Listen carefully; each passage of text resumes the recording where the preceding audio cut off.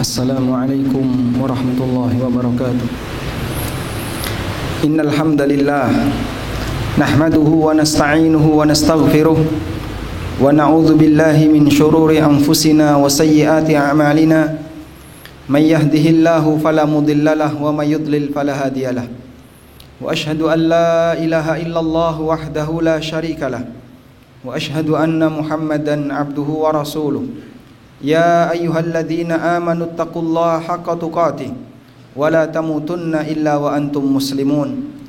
Ya ayyuhan nasu taqu rabbakumul ladzi khalaqakum min nafsin wahidah wa khalaqa minha zawjaha wa batha minhuma rijalan katsiran wa nisaa'a wattaqullaha alladzi tasaaluna bihi wal arham innallaha kana 'alaikum raqiba. Ya ayyuhalladzina amanu taqullaha wa qulu qawlan sadida yuslih lakum a'malakum wa yaghfir lakum dhunubakum wa may yuti'illaha wa rasulahu faqad faza fawzan 'azima. Amma ba'du fa inna asdaqal hadithi kitabullah wa khairal huda huda nabiyyina Muhammadin sallallahu alaihi wasallam wa syarrul umuri muhdatsatuha fa inna kulla muhdatsatin fid dini bid'ah wa kulla bid'atin dhalalah wa kulla dhalalatin finnar. Wa usalli wa usallim ala nabiyyina Muhammadin wa ala alihi wa sahbihi ajma'in. Hadirin jamaah Jumat melakukan Allah Subhanahu wa taala. Di zaman Nabi Musa alaihi salatu wasalam, tersebutlah seorang tokoh yang dia mengetahui Ismullahil A'zam, nama Allah yang paling agung. Alladzi idza du'iya bihi ajaba wa idza su'ila bihi a'ta. Di mana keistimewaan nama Allah yang paling agung adalah ketika dalam berdoa orang menyebut nama ini, maka Allah akan mengijabahi doa itu, dan siapa yang meminta kepada Allah dengan menyebut nama ini, maka pemberiannya akan dikabulkan. Namun orang ini sangat benci kepada Musa alaihissalam karena pengaruh terhadap kaumnya. Dia lebih milih terhadap ajakan masyarakatnya. Masyarakatnya membenci Nabi Musa dan orang-orang saleh di kalangan Bani Israel, hingga mereka datang kepada orang ini yang bernama Bal'am bin Ba'ura. Kamu adalah orang yang doanya mustajab, maka berdoalah kepada Allah agar Allah membinasakan Musa dan kaumnya. Maka dia mulai berdoa. Pada saat dia berdoa, dia mohon kepada Allah agar Allah membinasakan Musa dan kaumnya Musa. Namun Allah Subhanahu wa taala sallata lisanahu. Allah Subhanahu wa taala mengendalikan lisannya sehingga dia tidak mampu mengucapkan itu. Dia menyebut nama Allah Al-A'zam, nama Allah yang paling agung. Kemudian dia mengucapkan, Allahumma alaika biqaumi, ya Allah binasakanlah kaumku. Kaumnya mendengar doa ini, maka mereka marah. Kami minta untuk mendoakan keburukan bagi Musa, kenapa justru kau mendoakan kami keburukan bagi kami? Akhirnya diulangi lagi. Setelah dia menyebutkan nama Allah yang paling agung, dia mengatakan Allahumma alaika biqaumi, ya Allah binasakanlah kaumku. Seperti itu diulang-ulang terus. Sampai akhirnya dia mengatakan laqad sullitat lisani, lisanku telah dikendalikan. Aku tidak mampu untuk berdoa itu. Maka akhirnya dia dihukum oleh kaumnya disebabkan karena dia malah mendoakan buruk oleh kaumnya. Mengenai kejadian ini, Allah Subhanahu wa taala ceritakan dalam Al-Qur'an tentang keberadaan orang seperti ini. Allah Ta'ala berfirman di surat Al-A'raf ayat 175 dan 176. Watlu alaihim naba'al ladzi atainahu ayatina fansalakha minha fatba'ahu syaitan wa fakana minal ghawin. Ceritakan kepada mereka wahai Muhammad tentang orang yang ataina ayatina, orang yang kami berikan kepada dia ayat-ayat kami. Dia punya ilmu tentang bagaimana cara doa yang mustajab, sampai masyarakatnya menjadikan orang ini sebagai referensi ketika mereka memohon sesuatu kepada Allah Subhanahu wa taala. Fansalakha minha, tapi dia lepaskan tanda-tanda kuasa Allah itu. Dia lepaskan ilmu yang dia pahami itu, namun dia lebih mengikuti masyarakatnya. Fa'atba'ahu syaitan, akhirnya dia diikuti oleh setan-setannya, yaitu masyarakat-masyarakat yang jahat. Fakana minal ghawin, sehingga dia menjadi orang yang menyimpang. Baik. Kemudian setelah Allah menceritakan bagian ini, Allah Subhanahu wa taala kemudian mengatakan, walau syi'na la rafa'nahu biha walakinnahu akhlada ilal ard wattaba'a hawahu. Walau syi'na la rafa'nahu biha. Andaikan kami menghendaki, kami bisa mengangkat orang ini biha dengan ayat-ayat kami yang telah kami berikan kepadanya. Walakin akhlada ilal ardi, tapi dia lebih milih nyungsep di bumi, dia lebih milih untuk ngesot di bumi, wattaba'a hawa, dan mengikuti hawa nafsunya. Maksudnya demikian jamaah. Ada orang yang diberi oleh Allah ilmu, pengetahuan tentang agama. Tapi ini orang, dia diberi amanah agama, namun dia tidak menjalankan amanah agama itu dengan baik. Dalam pikirannya adalah bagaimana cara dia bisa memiliki pengikut, sehingga kalau dia mau menyampaikan sesuatu, maka dalam pikirannya yang penting pengikut saya mau menerima dan mereka tidak meninggalkan saya. Yang dilakukan oleh Bal'am bin Ba'ura seperti itu. Dia kalah oleh masyarakatnya. Sehingga saat masyarakatnya meminta A diikuti A, masyarakatnya meminta B diikuti B, padahal dia punya ilmu yang seharusnya andaikan dia komitmen dengan ilmu itu, Allah angkat derajatnya. Tapi dia lebih milih hidup di bumi, dalam arti dia milih untuk sejahtera di bumi, memang dapat fasilitas dari pengikutnya, namun dengan sebab itu Allah Subhanahu wa taala jadikan dia orang yang rendah. Andaikan kata Allah Ta'ala, walau syi'na la rafa'nahu biha, andaikan Allah berkehendak, Allah bisa mengangkat derajat orang ini lebih tinggi lagi dengan ilmu yang Allah berikan kepadanya. Tapi ternyata dia lebih milih akhlada ilal ardi, dia lebih milih untuk ngesot di muka bumi. Untuk jalan ngesot di muka bumi, artinya dia lebih milih rendah daripada milih yang atas, karena dia tidak mau komitmen dengan agamanya. Dari sinilah para ulama mengatakan, seorang muslim diangkat derajatnya oleh Allah dengan ilmu yang dia miliki.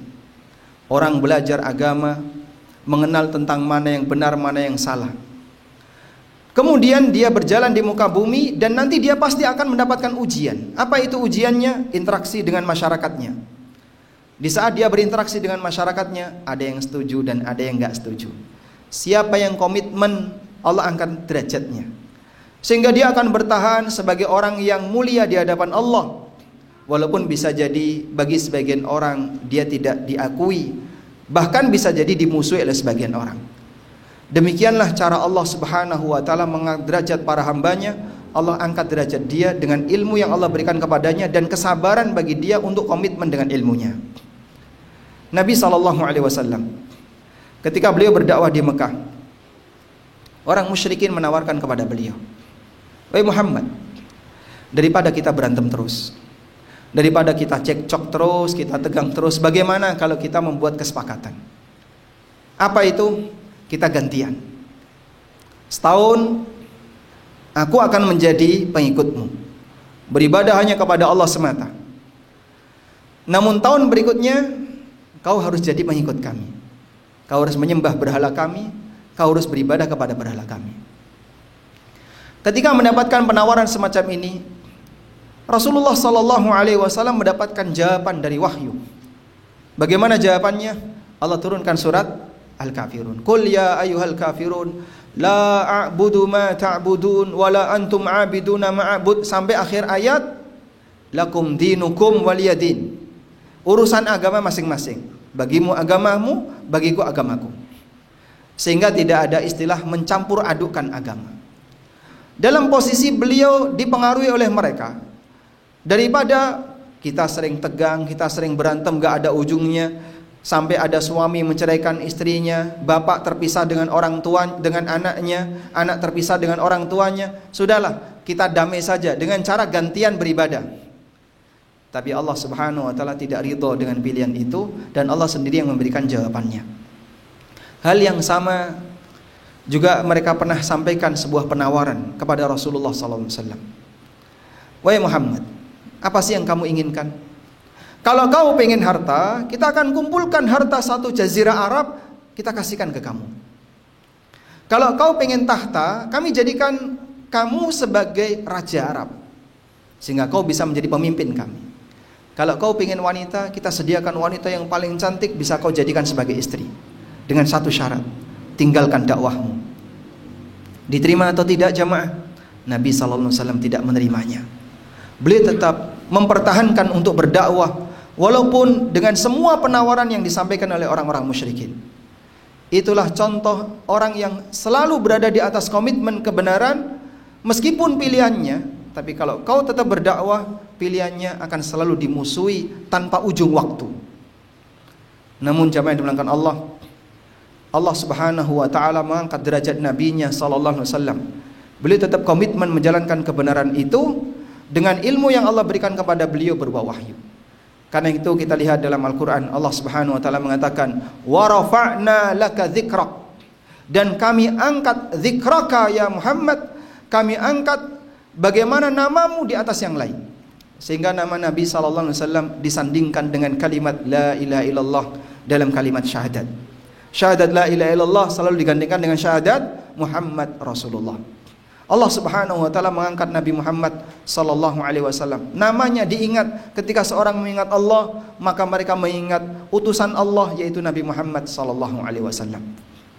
Karena seorang hamba yang dia selalu komitmen dengan ilmunya, maka Allah Subhanahu wa taala akan mengangkat derajatnya. Karena itulah jamaah di belakang Allah Subhanahu wa taala, orang yang belajar ilmu agama, hakikatnya dia sedang mendapatkan amanah. Dan dia berkewajiban untuk menunaikan amanah itu sebaik mungkin, disampaikan kepada masyarakat sesuai dengan apa adanya. Meskipun bisa jadi terkadang bertentangan dengan kondisi masyarakat. Ada yang mau menerima dan ada yang tidak mau menerima. Sunnatullah sebagaimana yang dialami oleh para nabi di masa silam. Dan dengan sebab ini Allah Subhanahu wa taala mengangkat derajat mereka dan mereka dijadikan oleh Allah Subhanahu wa taala sebagai orang yang mulia. Demikian sebagai khutbah yang pertama, semoga bermanfaat. Aqulu qauli hadza wa astaghfirullah. Alhamdulillahi wa kafa. Wassalatu wassalamu ala rasulil mustafa wa ala alihi wa sahbihi wa mawala. Wa ashhadu an la ilaha illallah wahdahu la syarika lah. Wa ashhadu anna Muhammadan abduhu wa rasuluh. Ya ayyuhalladzina amanu taqullaha haqqa tuqatih wa la tamutunna illa wa antum muslimun.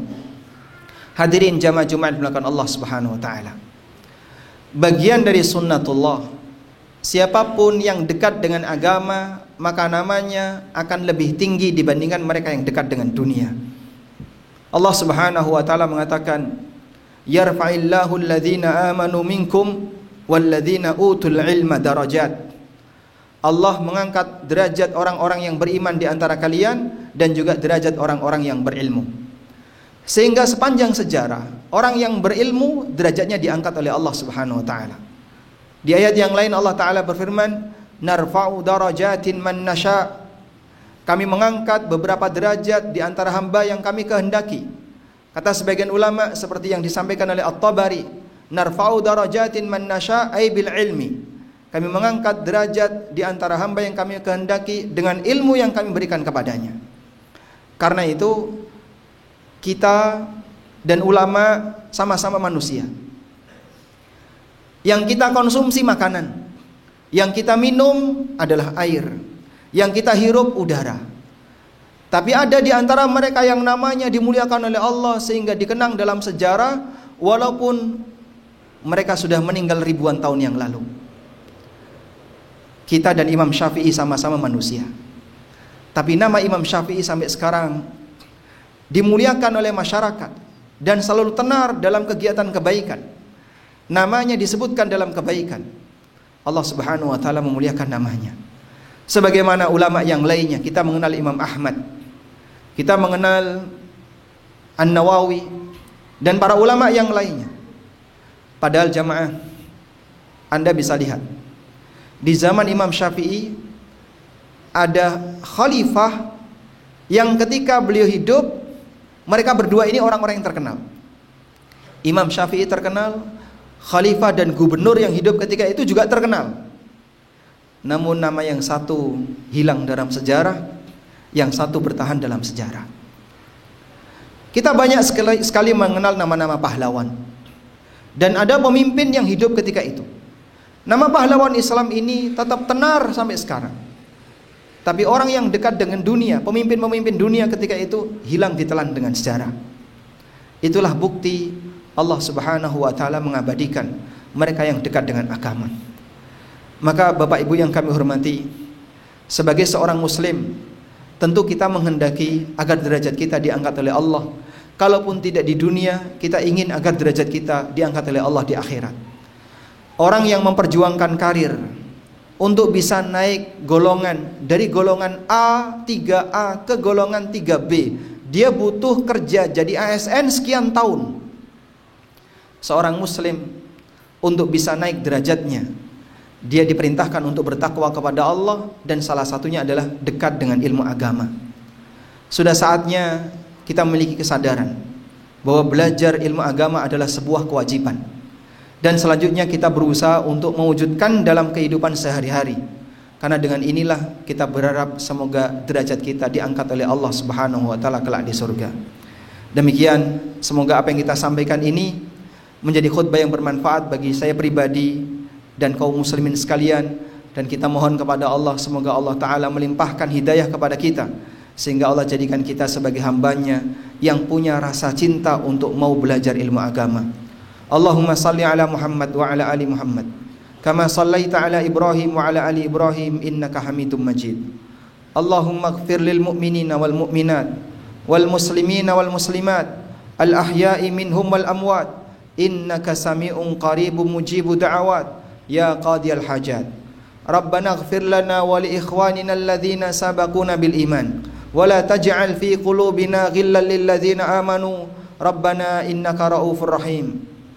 Allahumma inna nas'aluka al-huda wat tuqa wal afafa wal ghina. Allahumma inna nas'aluka ilman nafi'a wa rizqan tayyiba wa amalan mutaqabbala. Allahumma ansur ikhwanana al-muslimina fi Palestin. Allahumma ansur ikhwanana al-muslimina al-mustad'afina fi Palestin. Allahumma ansur ikhwanana al-muslimina fi kulli makan. Rabbana atina fid dunya hasanah wa fil akhirati hasanah wa qina adzaban nar. Wa sallallahu ala nabiyyina Muhammadin wa ala alihi wa sahbihi wa sallam. Wa akhiru da'wana anil hamdulillahi rabbil alamin. Wa qumu ila salatikum. Labbaik Allahumma labbaik. Ikuti Haji Bersama ANB. Hubungi